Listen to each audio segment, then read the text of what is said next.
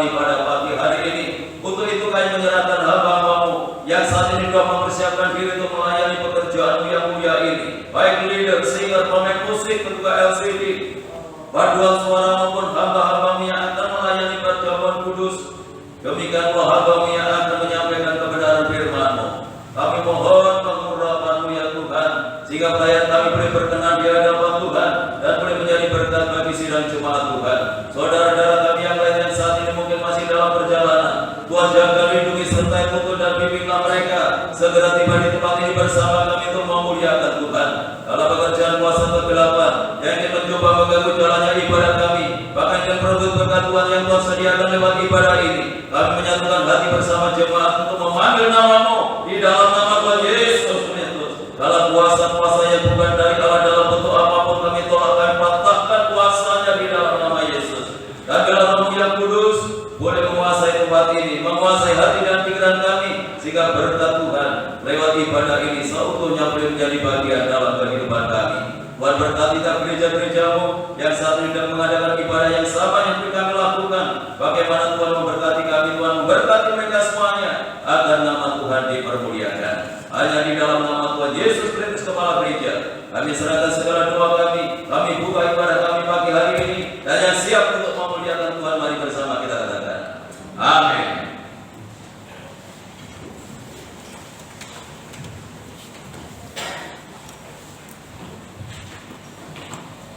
Kembali kita ucapkan Shalom.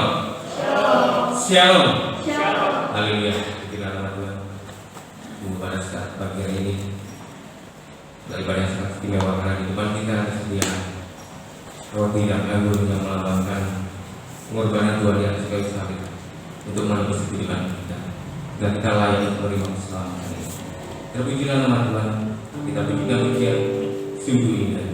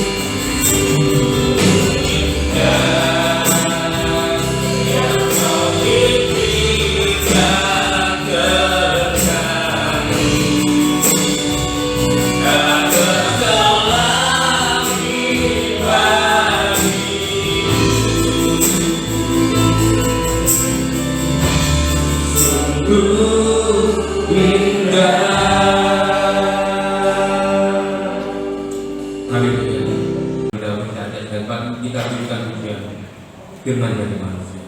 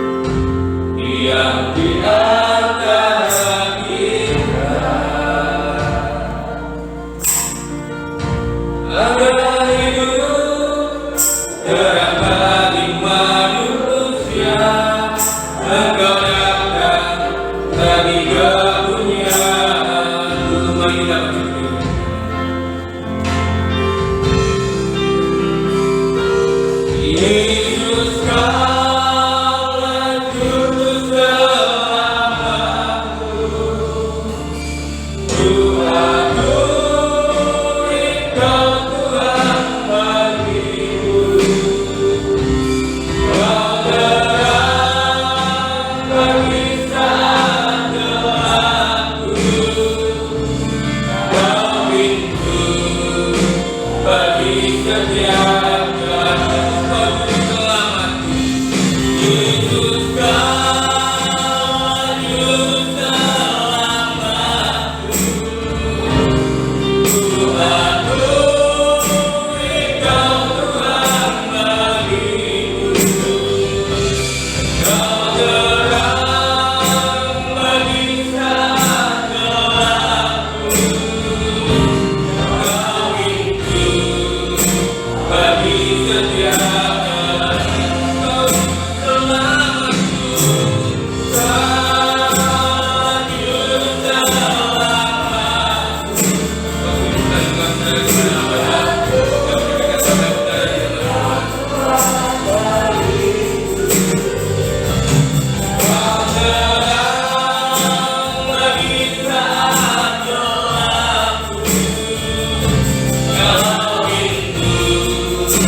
bagi setiap jalan.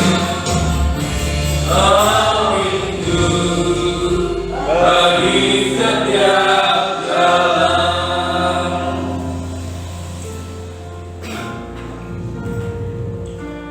Inilah iman kami di hadapan pada pagi hari ini Tuhan. Engkau adalah pintu keselamatan di dalam kehidupan kami. Tidak ada pintu-pintu yang lain di mana kami boleh diselamatkan. Hanya Engkaulah jalan keselamatan di dalam kehidupan kami. Lewat pengorbananmu di atas kayu salib yang boleh menebus kehidupan kami, menjadi pintu keselamatan di dalam hidup kami. Kami bersyukur saat pagi hari ini. Kalau Tuhan Engkau memilih di dalam kehidupan kami untuk menjadi milik-Mu, dan dialah lewat kebenaran firman-Mu pada pagi hari ini semakin meneguhkan panggilan kami, meneguhkan pilihan kami di hadapan Tuhan.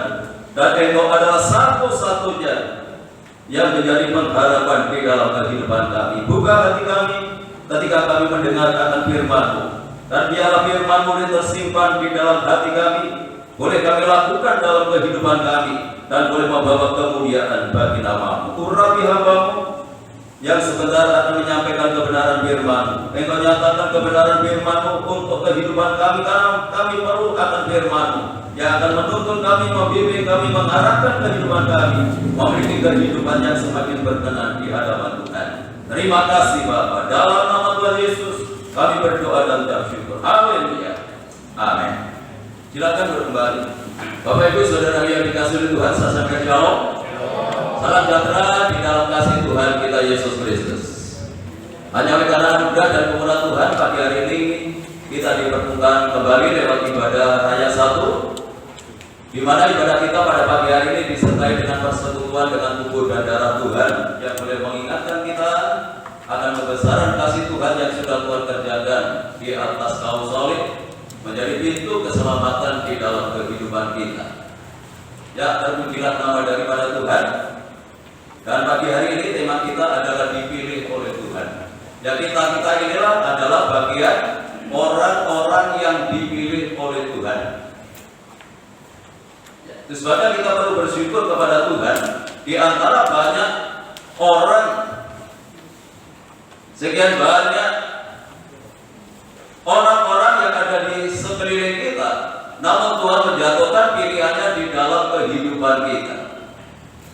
Dan dasar pemilihan Tuhan dalam kehidupan kita itu bukan oleh karena kelebihan kita, bukan oleh karena kebaikan yang kita lakukan. Karena firman Tuhan mengatakan tidak ada seorang pun yang benar, tidak ada seorang pun yang baik, tidak ada seorang pun yang suci. Tetapi mengapa Tuhan itu memilih di dalam kehidupan kita? Kalau kita melihat kriteria manusia ketika memilih seseorang itu pasti memilih yang terbaik di dalam kehidupan. Tetapi tidak demikian Tuhan memilih di dalam kehidupan kita, bukan ketika kita itu berbuat baik, tetapi Tuhan memilih di dalam kehidupan kita itu oleh karena Tuhan itu mengasihi di dalam hidup kita. Itu adalah dasar Tuhan itu memilih kehidupan kita. Di dalam Efesus pasal 1 ayat yang kelima, ini adalah dasar Tuhan memilih hidup kita. Efesus pasal 1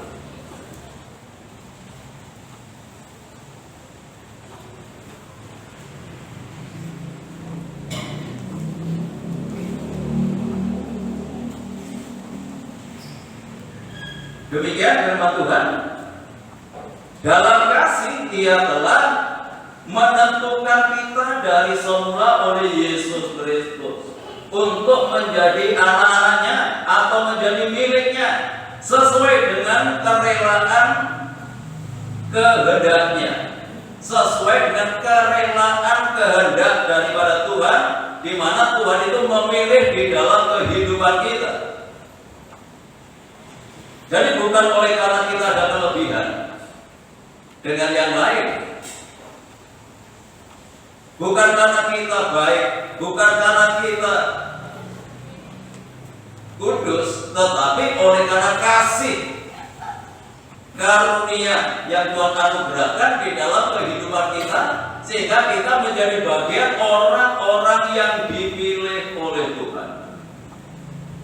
Ini adalah dasar Tuhan itu memilih di dalam kehidupan kita. Nah, itu sebabnya kita perlu bersyukur kalau kita ini adalah bagian orang-orang yang dipilih oleh Tuhan untuk menjadi miliknya. Kalau tadi disebut menjadi anak-anaknya,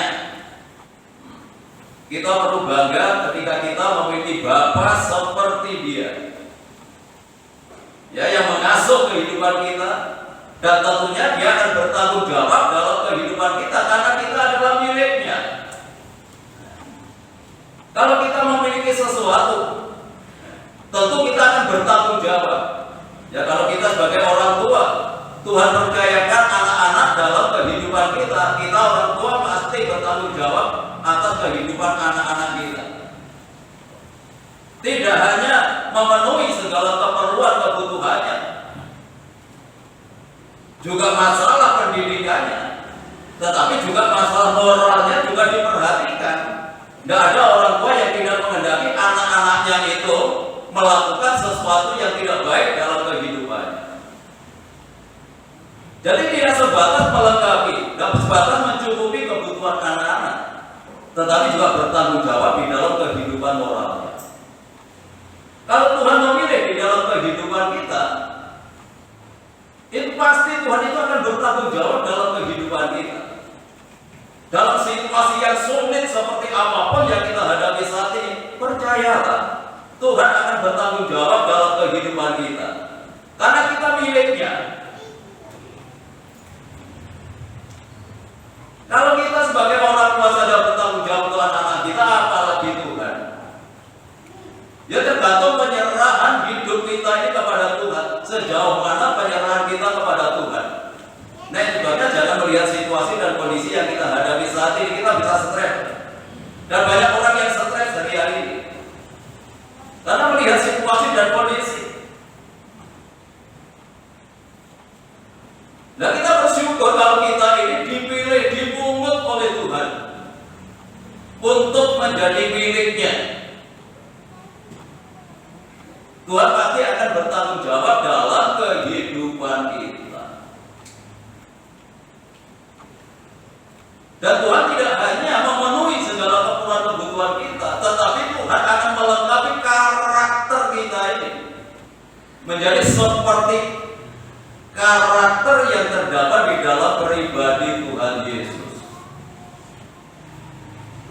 Karena kita anaknya. Kalau menurut gen, apapun ya yang dilakukan orang tua itu pasti juga ada dalam kehidupan anak, karena ada gen, garis keturunan. Ya, cara medis memang seperti itu. Tetapi sebenarnya kalau kita itu ada di dalam Kristus, karakter Kristus itu yang mengubah di dalam kehidupan kita ini menjadi orang-orang yang lebih baik. Ya, terpujilah nama daripada Tuhan. Apa tujuan Tuhan memilih kehidupan ini? Ya, langsung ya, untuk yang tujuan saja. Yang 1 Yohanes pasal 4 ayat 10 itu karena mengasihi, sama dengan Efesus pasal 1. Bukan kamu yang mengasihi aku, tetapi aku yang mengasihi kamu. Jadi Tuhan itu lebih dahulu mengasihi di dalam kehidupan kita. Ya, seharusnya kita memang harus mengasihi kepada Tuhan, karena Tuhan lebih dahulu mengasihi di dalam kehidupan kita. Tuhan akan kecewa ketika kita ini tidak meresponi akan kasihnya. Ya, sama. Ya, hubungannya itu sama dengan kita. Ya, kalau seseorang mengasihi tetapi tidak diresponi dengan baik, dia akan kecewa. Karena Tuhan itu juga punya perasaan yang sama seperti kita. Karena kita ini diciptakan menurut gambar dan teladan Allah. Kalau kita punya perasaan, apalagi Tuhan. Jadi Tuhan itu bisa disakiti, Tuhan itu bisa kita kecewakan dalam kehidupan kita. Ketika kita tidak meresponi kasih-Nya yang sudah Tuhan nyatakan di dalam kehidupan kita. Jadi 1 Yohanes pasal 4 ayat 10 itu Tuhan mengasihi kita lebih dahulu. Nah, sebabnya biarlah kita membuka hati kita meresponi akan kasih-Nya Tuhan, sehingga kita bisa menerima kasih-Nya dan kita wujudkan dalam kehidupan kita, dalam tindakan kita, bahwa kita adalah orang-orang yang mengasihi kepada Tuhan. Karena masuk dalam tujuannya, tujuan Tuhan memilih agar kita itu berbuat baik. Efesus pasal 1 tetap kembali pada Efesus tadi.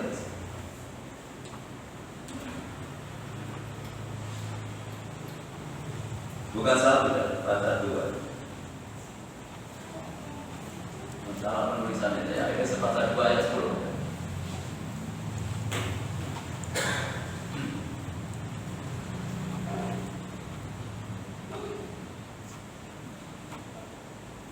Efesus 2 ayat 10, karena kita ini buatan Allah, diciptakan dalam Kristus Yesus untuk melakukan pekerjaan baik yang dipersiapkan Allah sebelumnya. Ia mau supaya kita hidup di dalamnya. Sudah dipersiapkan. Ini adalah rancangan Tuhan memilih di dalam kehidupan kita. Jadi bukan tidak ada tujuan Tuhan memilih hidup kita. Kalau hari-hari ini banyak anak-anak yang sudah menyelesaikan tugas pendidikannya, yang ke SD mau ke SMP, yang SMP ke SMA, yang selesai SMA mau ke perguruan tinggi. Dia pasti memilih tempat di mana dia akan melanjutkan pendidikannya. Kenapa memilih? Karena punya tujuan. Kok memilih sekolah ini, memilih kampus ini? Karena punya tujuan di sana. Demikian pula Tuhan memilih di dalam kehidupan kita. Tuhan itu punya tujuan dalam hidup kita. Kita diciptakan kembali dalam Kristus Yesus. Ciptaan Tuhan yang pertama mengalami kegagalan ketika Adam dan Hawa diciptakan menurut gambar dan teladan Allah, yang seharusnya teladan dan gambar Allah itu nyata dalam kehidupan manusia.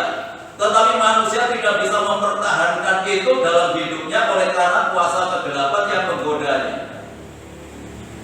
sehingga dia dikuasai oleh dosa. Kalau dulu dikuasai kodrat ilahi, sekarang dikuasai kodrat dosa, nggak bisa berbuat yang baik. Nah ini sebabnya kitab Roma mengatakan, surat Roma, tidak ada seorang pun yang baik, tidak ada seorang pun yang benar, semua pembuat kejahatan.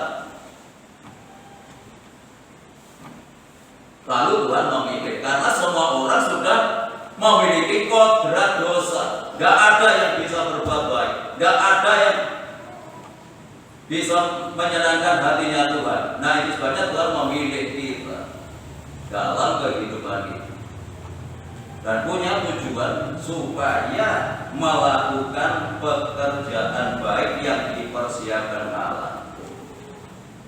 Jadi tujuan Tuhan memilih dalam kehidupan kita tidak hanya cukup memelihara kita. Itu pasti.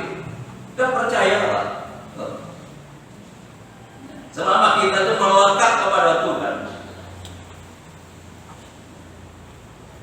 pasti akan terpelihara hidup kita.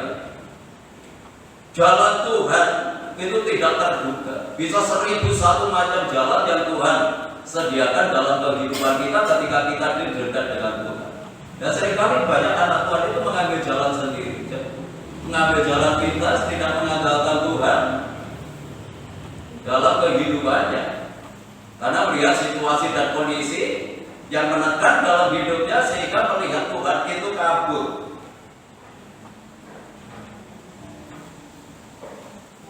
Tidak sebatas memelihara, tetapi Tuhan ingin melengkapi kehidupan kita, mengubah kehidupan kita dari kodrat dosa menjadi kodrat ilahi yang diwujudkan dalam perbuatan yang baik. Karena pada dasarnya kita ini tidak bisa berbuat baik, karena kodrat dosa itu yang sudah melekat di dalam kehidupan kita.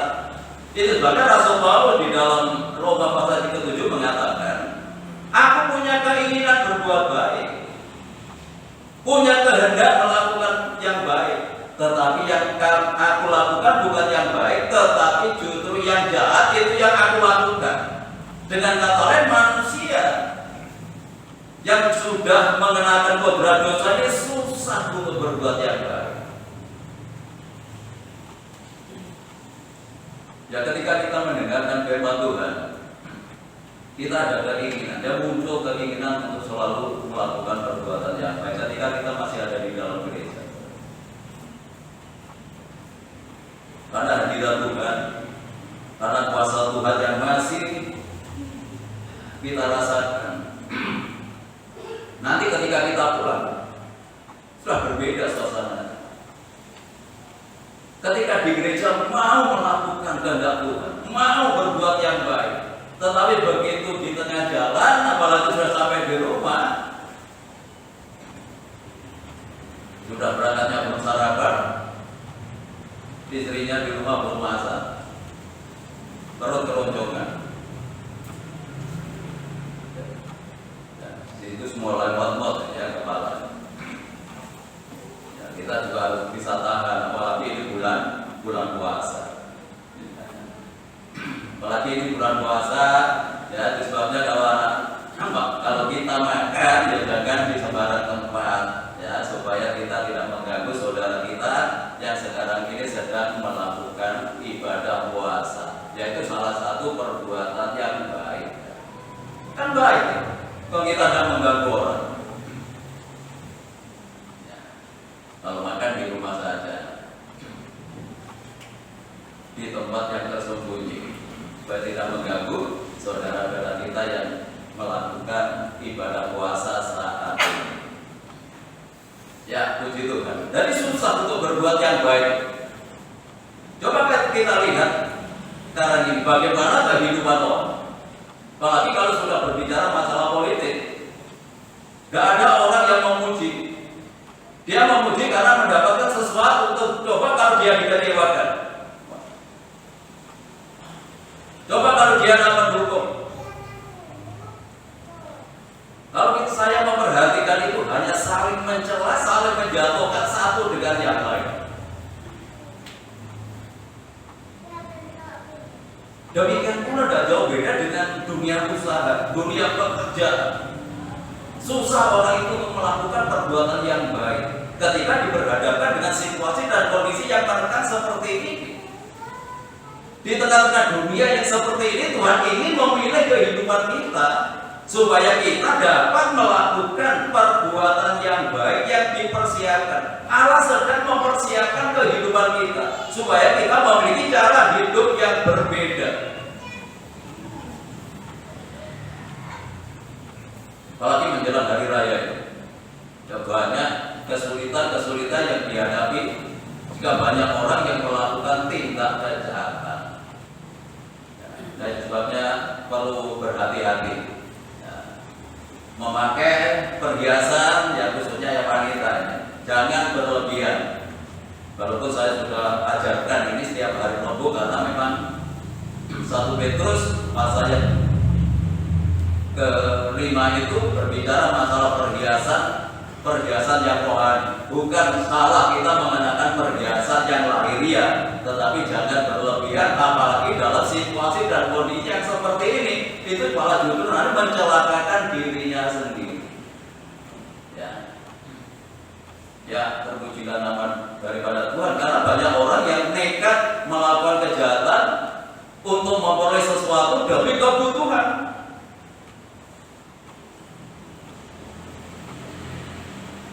Di tengah-tengah kondisi yang seperti ini, Tuhan ingin mengubah kehidupan kita supaya kita bisa melakukan perbuatan yang baik. Baik di tengah-tengah keluarga, ya bisa berbuat baik di tengah-tengah keluarga, berbuat baik di tengah-tengah lingkungan gereja, di tengah-tengah masyarakat, dimanapun kita berada, kita harus dapat menunjukkan etika yang baik sebagai orang yang percaya kepada Tuhan, sebagai orang yang sudah dipilih oleh Tuhan.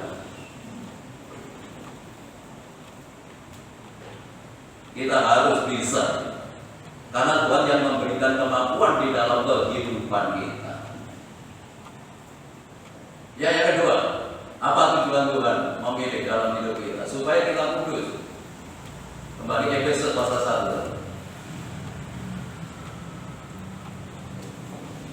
Yang pertama berbuat baik,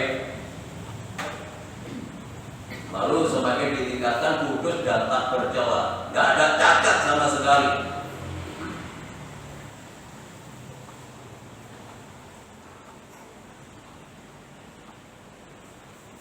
Efesus 1 ayat yang 4. Sebab di dalam Dia Allah telah memilih kita sebelum dunia dijadikan, supaya kita kudus dan tak bercacat di hadapannya. Ini tujuan Tuhan. Kita dipersiapkan sebelum dunia dijadikan. Tuhan sudah memilih dalam kehidupan kita. Ini susah untuk dimengerti secara akal. Bagaimana Tuhan memilih kita sebelum dunia dijadikan? Kita belum ada, tetapi Tuhan sudah memilih hidup kita. Ini kan di luar jangkauan pemikiran kita. Mungkin saudara bertanya, kok bisa seperti itu? Namanya Tuhan. Kalau kita itu mengerti seutuhnya pikiran Tuhan, waduh, kita manusia yang sempurna. Ya. Jadi Tuhan memilih hidup kita itu sebelum dunia dijadikan. Dan tujuannya apa? Supaya kita kudus tak bercela. Jadi Tuhan memilih dalam hidup kita tidak hanya sebatas berbuat baik, kita berbuat yang kudus dan tak bercela, tidak ada cacatnya sama sekali, sama dengan sempurna. Jadi jangan mengatakan saya tidak mampu, saya tidak bisa. Ini rancangan Tuhan. Kita memang nggak mampu dengan kekuatan kita sendiri. Nah, itu sebabnya Tuhan itu memberikan rohnya dalam kehidupan kita supaya memampukan hidup kita bisa hidup dalam kekudusan, bisa hidup yang tidak bercela, tidak ada cacatnya. Ini rancangan Tuhan yang harus tergenapi di dalam hidup kita, sama seperti Kristus. Itu sebabnya diciptakan kembali, ya, pasalnya kedua, diciptakan kembali dalam Kristus Yesus supaya hidup kita sama seperti Kristus. Ketika Kristus itu hidup di dalam dunia ini. Berbicara masalah kekudusan bukan berarti kita menyendiri, semedi, bertapa, tidak seperti itu. Karena tidak mau tercemar dengan dunia ini terus semedi, bertapa, menjauhi keramaian. Kekudusan itu bukan seperti itu. Karena kekudusan itu tidak bisa dilihat secara lahiriah saja, tetapi Tuhan itu menyelidiki sampai hati dan pikiran kita. Walaupun saudara menyendiri, kalau pikiran kita itu tidak karuan, kalau pikiran kita itu tidak bersih, pikiran kita itu keruh, dia itu bukan kekudusan. Kekudusan itu sampai melahir batin kita. Walaupun Kristus itu hidup sebagai manusia yang sama seperti kita, bergaul kepada semua orang, tetapi dia tidak terkontaminasi kehidupan manusia yang berdosa. Ini yang Tuhan mau dalam kehidupan kita. Nah, jadi bukan berarti kita menyendiri supaya kudus, bertapa, semedi. Tidak seperti itu. Tetap kita bergaul. Karena kita adalah manusia sosial, harus bersosialisasi dengan yang lain. Dan kita tidak harus menyalahi kodrat. Ini kodrat namanya. Kodrat manusia itu harus membutuhkan yang lain, bisa bergaul kepada semua orang. Tetapi kita tidak terpengaruh, kita tidak terkontaminasi. Ini kekudusan itu seperti ini. Bergaul tetap. Nah, bagaimana mungkin kita tidak bisa bergaul dengan yang lain? Kan pasti bergaul dengan yang lain. Tetapi kita tidak terpengaruh dengan orang lain. Tapi justru kehadiran kita itu harus menyebarkan keharuman tindakan kita. Kita harus menjadi pengaruh yang baik. Nah, tuh kalau saya melihat yang membaca artikel-artikel di HP itu mengerikan lalu masalah berbicara kekudusan. Gak hanya masyarakat biasa, seringkali justru orang-orang yang dihormati masyarakat, yang disanjung masyarakat, waduh perbuatannya malah mengerikan.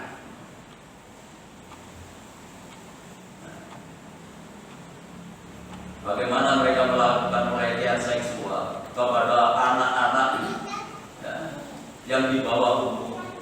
mengerikan. Itu hampir berita setiap hari. Seperti itu. Ini membuktikan tidak mudah. Ya, untuk kita tetap menjaga kekudusan dalam kehidupan kita. Dan standar kekudusan kita itu bukan manusia, tapi standarnya adalah firman Tuhan. Itu sebabnya Tuhan Yesus mengingatkan di dalam Matius pasal yang kelima. Kalau kamu mengingini, kalau itu ditujukan kepada suami-suami, mengingini orang lain dan kamu memiliki hasrat kepada dia, itu sudah berzina di dalam hati. Loh, sedalam ini, kekudusan itu sedalam ini tidak hanya ketika mereka bertindak, ketika mereka melakukan bahwa itu zina, ketika masih ada dalam pikiran. Kekudusan standarnya Tuhan itu seperti ini. Tidak hanya ketika orang itu melakukan. Nah, sebabnya ya berhati-hati dengan pornografi. Orang sekarang itu tentu-tentu. Saya itu bolak-balik dapat kiriman seperti itu. Termasuk saya dikirimin, halo manis, lu kok nomor saya? Dan itu muncul itu kalau saya buka itu jam 12. Apakah kesepian? Ini orang nggak benar. Bolak-balik saya hapus, muncul lagi dengan nomor yang berbeda. Nah, jawabnya hati-hati ya bapak-bapak. Kalau itu bisa terjadi dalam kehidupan saya, itu berarti kan bisa masuk ke nomor jemaat di tempat ini juga. Itu seringkali bermunculan, sudah dihapus muncul lagi nomor yang berbeda.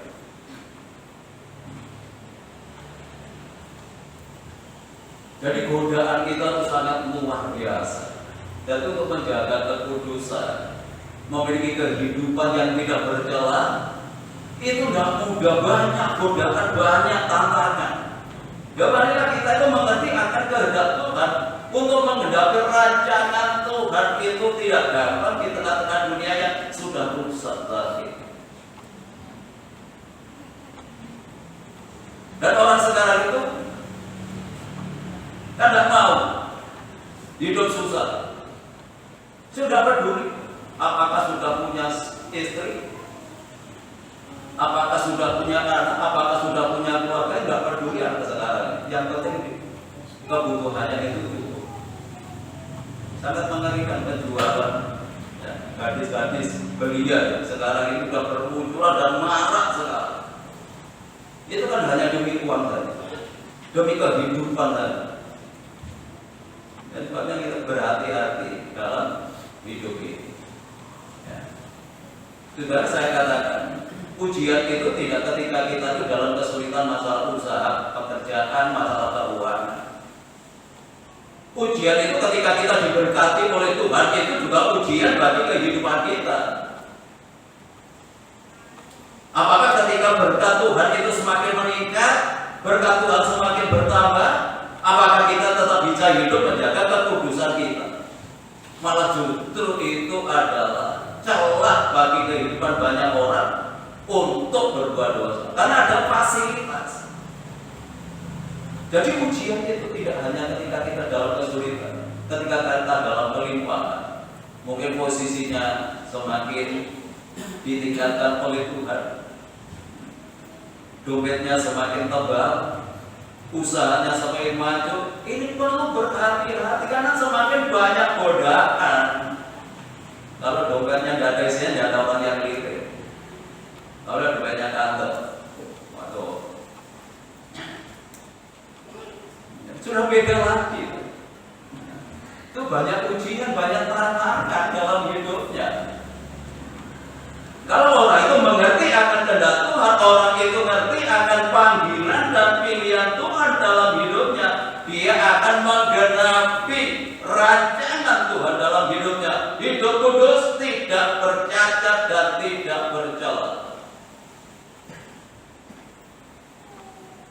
Ini yang Tuhan inginkan dalam kehidupan kita. Jadi kita harus ngerti panggilan kita. Tuhan, kenapa ya Tuhan memilih hidup kita? Apa tujuannya? Berbuat baik. Apa tujuannya? Ditingkatkan lagi dari berbuat baik, hidup dalam kekudusan.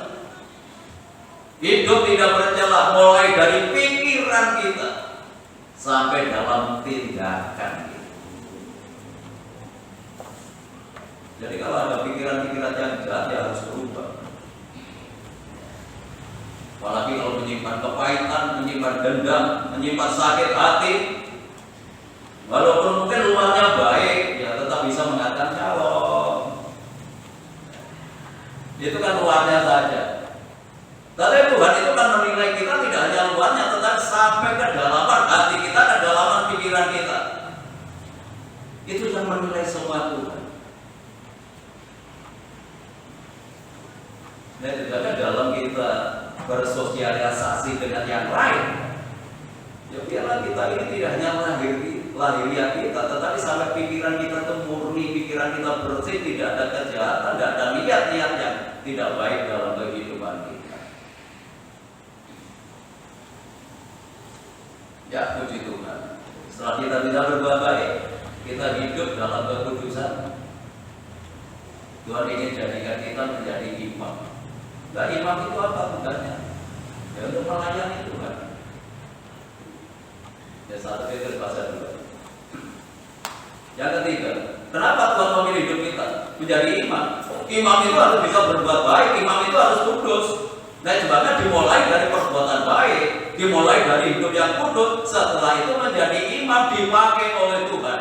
Tuhan itu memilih kita. Tuhan itu memakai hidup kita bukan karena kita pintar. Nah.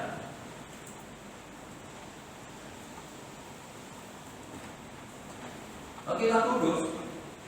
Kekudusan itu harga mati. Jadi setiap orang yang ingin dipakai oleh Tuhan, ya harus hidup dalam kekudusan.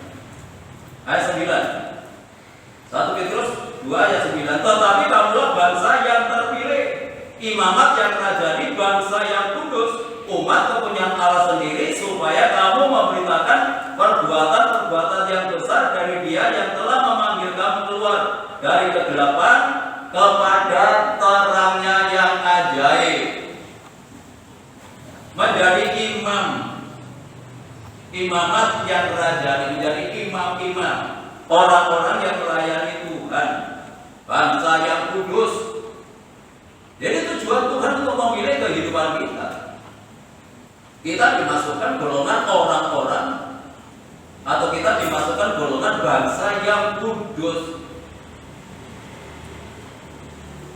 untuk bisa melayani Tuhan. Ya, imam itu memang tugasnya untuk melayani Tuhan. Dan melayani Tuhan itu dasarnya adalah kekudusan ini. Apalagi kalau berbicara masalah pelayanan dalam perjanjian lama, nggak bisa main-main. Nggak berkenan kepada Tuhan, terus langsung hukuman datang. Itu dalam perjanjian lama itu seperti itu. Kalau nggak sesuai dengan kehendak Tuhan, nggak sesuai dengan peraturan pasti mati. Dalam perjanjian lama itu seperti itu. Nah, karena kita ini hidup di dalam perjanjian baru, dalam kasih karunia, sehingga banyak orang itu kurang menghargai ya akan pelayanan, sehingga tidak langsung hukumannya. Kalau saya baca dalam Yesaya itu,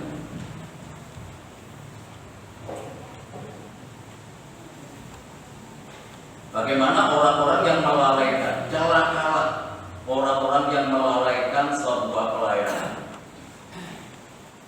Ya, dari pelayanan itu harus serius. Kenapa Pak Bupati? Karena nggak serius. Ya, jadi kalau sudah kita mendapatkan tugas pelayanan, apalagi sudah ada jadwal sampai lalai, ya urusannya dengan Tuhan. Ya selama biasa nggak ada apa-apa, lo tetap sama, nggak melayani, nggak apa-apa, kalau nanti digantikan yang lain.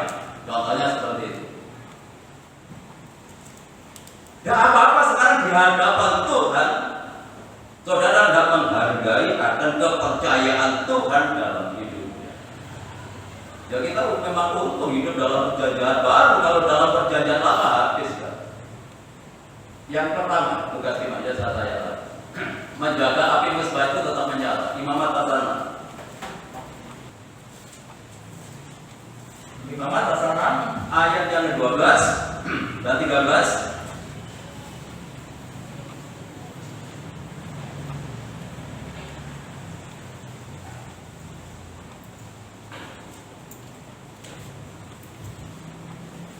Api yang di atas mezbah itu harus dijaga supaya terus menyala, jangan dibiarkan padam. Tiap pagi imam harus menaruh kayu di atas mezbah, mengatur korban bakaran di atasnya dan membakar segala lemak korban keselamatan di sana. Harus dijaga supaya api tetap menyala di atas mezbah, janganlah dibiarkan padam. Ini tugas daripada imam, menjaga api Tuhan.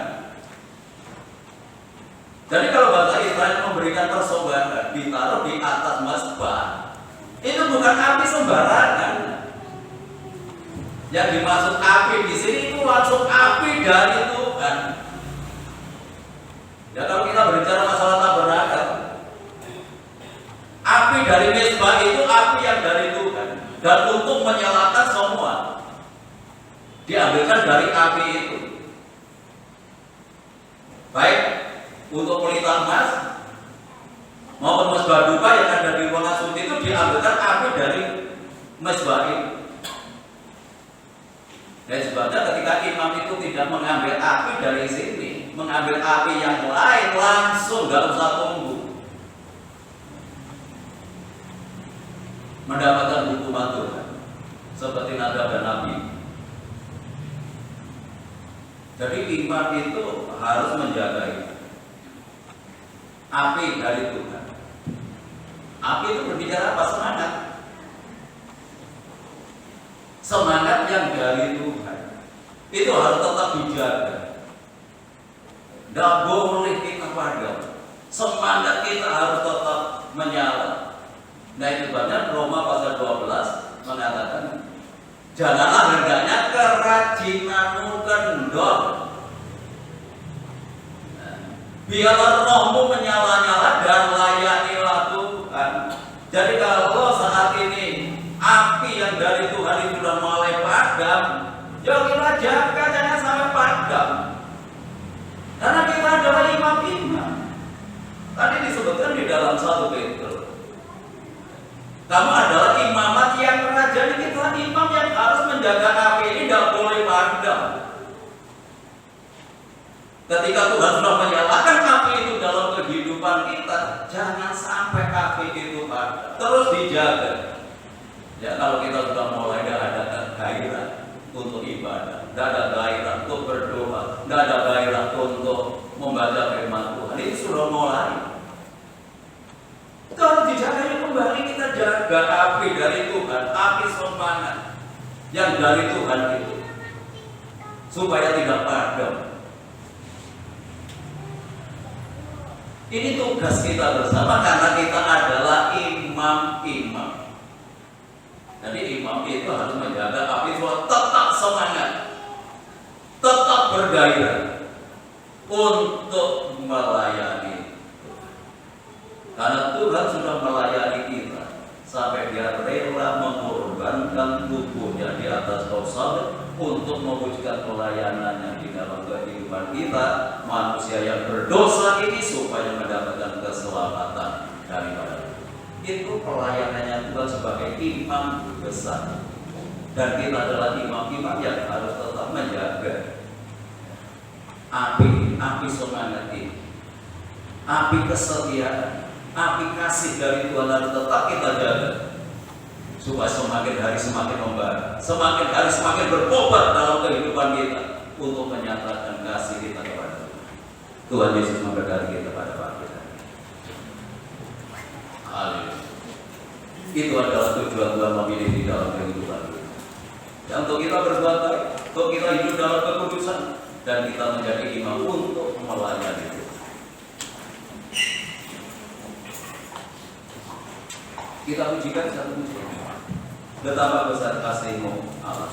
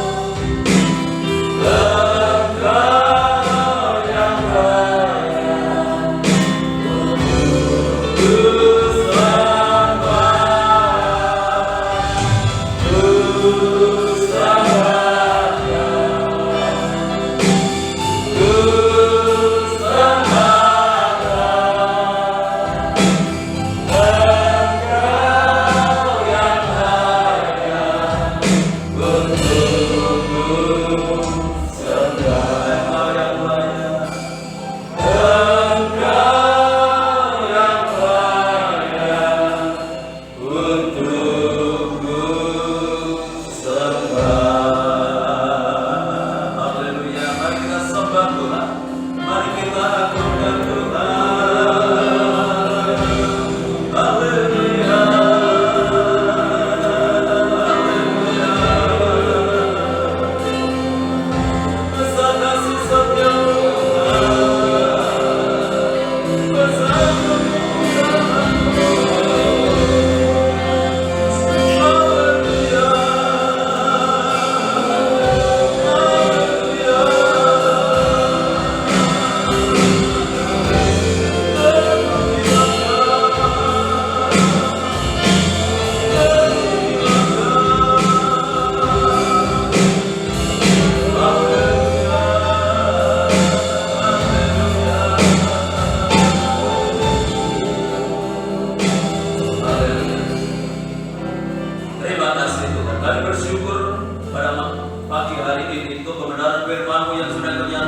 dalam kehidupan kami. Ketika Engkau memilih di dalam kehidupan kami, bukan karena kami baik, bukan karena kami ada kelebihan dari yang lain, tetapi hanya oleh karena kasih karunia-Mu yang Kau nyatakan di dalam kehidupan kami. Engkau memilih di dalam kehidupan kami untuk memenuhi rancangan Tuhan, supaya kami diperlengkapi dengan perbuatan baik, hidup dalam kekudusan, hidup tidak bercela, menjadi imam-imam bagi Tuhan, orang-orang yang dikhususkan untuk Tuhan, orang-orang yang bisa melayani kehendak daripada Tuhan. Terima kasih Tuhan, kalau selama ini kami tidak memahami dan mengerti akan kebenaran ini, Roh Kudus, Engkau menolong di dalam kehidupan kami. Tidak sebatas kami mendengar, tidak sebatas kami mengerti, tetapi kebenaran firman-Mu boleh menjadi nyata di dalam kehidupan kami. Terima kasih Tuhan, terima kasih. Sebentar lagi kami akan bersekutu dengan tubuh dan darah-Mu. Engkau layakkan kami sehingga persekutuan ini boleh menjadi berkat dalam kehidupan kami. Tuhan hamba-Mu yang sudah mempersiapkan diri untuk melayani pekerjaan yang mulia ini, Tuhan kuduskan kehidupannya, Tuhan urapi pelayanannya, sehingga boleh menjadi berkat bagi sidang jemaat-Mu dan berkenan di hadapan Tuhan. Roti dan anggur yang sudah tersedia di atas meja ini, Tuhan turunkan berkat-Mu di dalamnya. Jika kami tidak melihat roti dan anggur secara jasmani, ini adalah pecahan-pecahan tubuh-Mu, ini adalah curahan darah-Mu yang Kau kerjakan di atas kayu salib untuk keselamatan kehidupan kami. Terima kasih Tuhan, dalam nama Tuhan Yesus kami berdoa dan mengucap syukur. Haleluya. Amin. Silakan duduk kembali. Kalau kita puji. Adakah di antara kita yang belum mendapatkan pelayanan persekutuan dengan tubuh dan darah Tuhan? Tolong angkat tangan supaya segera dilayani. Kalau semua sudah, saya undang semua untuk berdiri.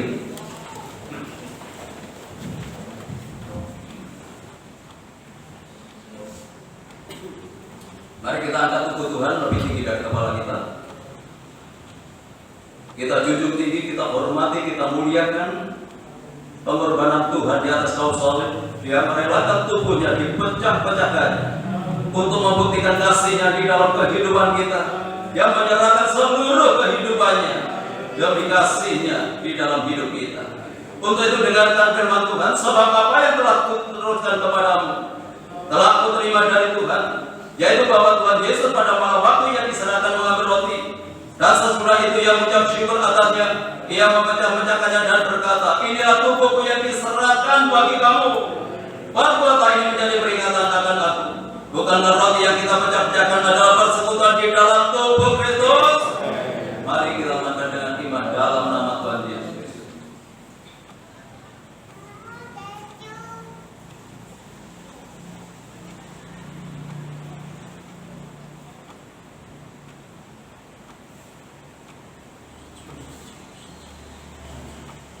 Mari kita angkat cawan Tuhan lebih tinggi dari kepala kita.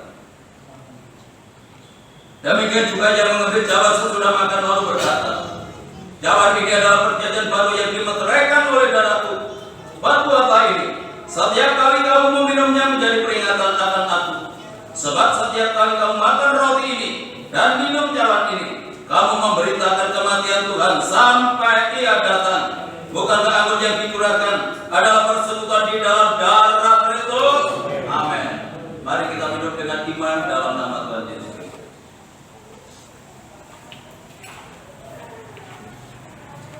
Mari kita angkat kedua belah tangan kita untuk mengucap syukur kepada Tuhan atas segala kebaikan-Nya, atas segala kasih-Nya yang sudah Tuhan nyatakan dalam kehidupan kita lewat pengorbanan-Nya di atas kayu salib. Haleluya. Terima kasih Tuhan untuk persekutuan-Mu.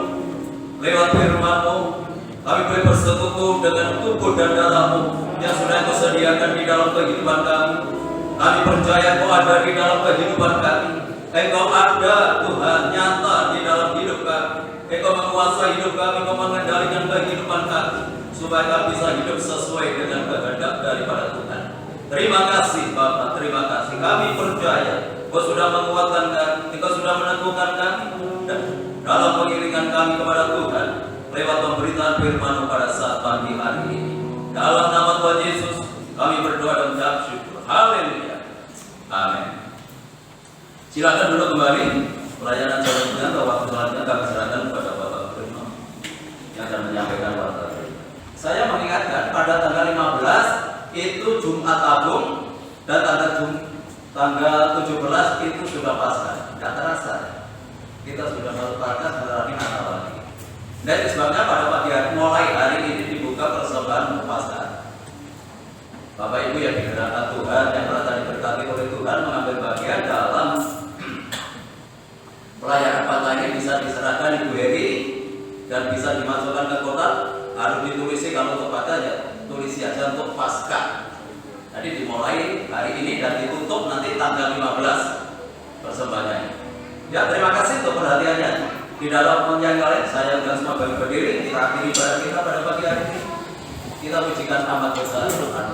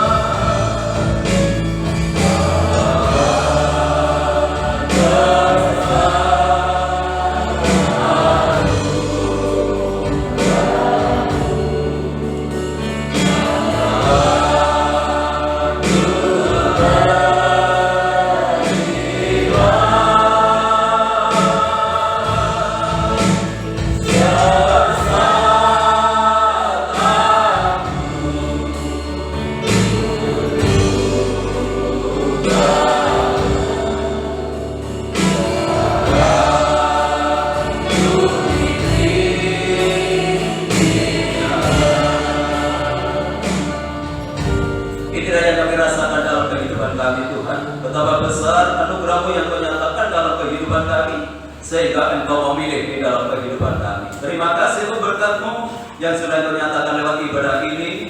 Engkau sudah memberkati kami mulai dari awal hingga selesainya. Sebelum kami tinggalkan tempat ini, kami menyerahkan Bapak Ibu kami yang sudah berusia lanjut. Demikian pula untuk Ibu Gembala, untuk Ibu Amina, untuk Ibu Mestia, Tuhan anugerahi dengan kekuatan dan kesehatan. Kami menyerahkan untuk rencana perbaikan konstruksi gereja di dalam tangan-Mu. Tuhan buka jalan, Tuhan menyediakan semua dana yang kami perlukan dan tukang-tukang yang siap untuk mengerjakan rencana kami ini. Karena semuanya ini kami lakukan hanya untuk kemuliaan Tuhan. Berkati lingkungan kami, berkati kota kami, bangsa dan negara kami dengan ketenangan, kedamaian dan kesejahteraan. Bapak Presiden bersama wakil dan jajarannya, demikian pula pemerintah yang ada di daerah diberikan hikmat oleh Tuhan untuk dapat membawa bangsa ini ke arah yang lebih baik lagi. Kami terus berdoa untuk bangsa ini supaya penularan COVID-19 segera berakhir di tengah-tengah bangsa dan negara kami. Kami menyerahkan saat ini untuk anak-anak-Mu yang berulang tahun dalam bulan ini. Kami turut bersyukur untuk perpanjangan umur yang Tuhan anugerahkan dalam kehidupan anak-anak-Mu di tempat ini ya Tuhan. Untuk itu kami serahkan semua ke dalam tangan-Mu, baik untuk Saudara Gabriel, kami serahkan untuk Pak Pitono, Bapak Sukno, untuk Saudara Eva, untuk anak Rudi, untuk anak Ilmiga, untuk Saudara Yeskiel, kami serahkan untuk Bapak Thomas, untuk Saudara Stefanus, untuk setia hati susilo dalam tangan-Mu. Biarlah Tuhan memberikan kekuatan, kesehatan, memberikan perpanjangan umur. Apapun yang dilakukan, apapun yang dikerjakan, Tuhan buat berhasil. Dan jadikan anak-anak-Mu yang setia dan mengasihi kepada Tuhan. Terima kasih Bapak Surgawi, kami menyerahkan untuk anak-anak-Mu yang sudah menyelesaikan studinya di SMA yang akan melanjutkan ke perguruan tinggi. Kiranya Tuhan buka jalan, Tuhan memberikan tempat pendidikan yang terbaik sesuai dengan kehendak daripada Tuhan. Pada akhirnya kami serahkan seluruh sidang jemaat-Mu ke dalam tangan-Mu, baik yang hadir pagi ini maupun yang tidak hadir. baik yang ada di dalam kota, di luar kota, Tuhan tetap jaga, lindungi, sertai, tuntun dan bimbinglah mereka. Tuhan tetap hidup dalam kekudusan dan kebenaran dimanapun mereka berada, selalu membuat nama Tuhan dipermuliakan. Rumah tangga, keluarga, kehidupan jemaat Tuhan berkati dengan ketenangan, kedamaian dan kesejahteraan. Segala usaha, pekerjaan, tugas dan tanggung jawab yang mereka lakukan, Tuhan buat berhasil dan beruntung. Peliharakan seluruh jemaat dalam kasih-Mu, sehingga tidak ada satu rumah tangga pun yang hidup di dalam kekurangan. Anak-anak yang duduk di bangku sekolah, mulai dari playgroup sampai perguruan tinggi, demikian pula anak-anak berkati mereka semuanya dengan kecerdasan dan kearifan.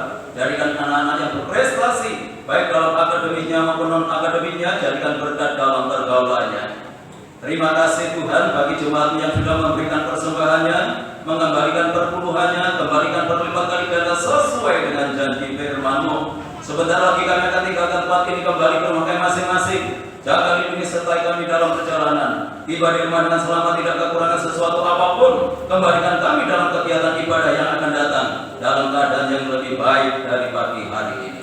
Bapak, Ibu, Saudaraku yang dikasihi oleh Tuhan, sekarang pulanglah, terimalah berkat damai sejahtera dari Allah Bapa, kasih karunia-Nya dari Tuhan Yesus Kristus, dan lewat persekutuan Roh-Nya yang kudus, menyertai dan memberkati kita mulai pagi hari ini sampai Maranatha Tuhan Yesus datang kembali. Dalam nama Tuhan Yesus kami berdoa dan jawab syukur. Yang diberkati Tuhan, mari bersama kita katakan amin. Selamat pulang, Tuhan memberkati.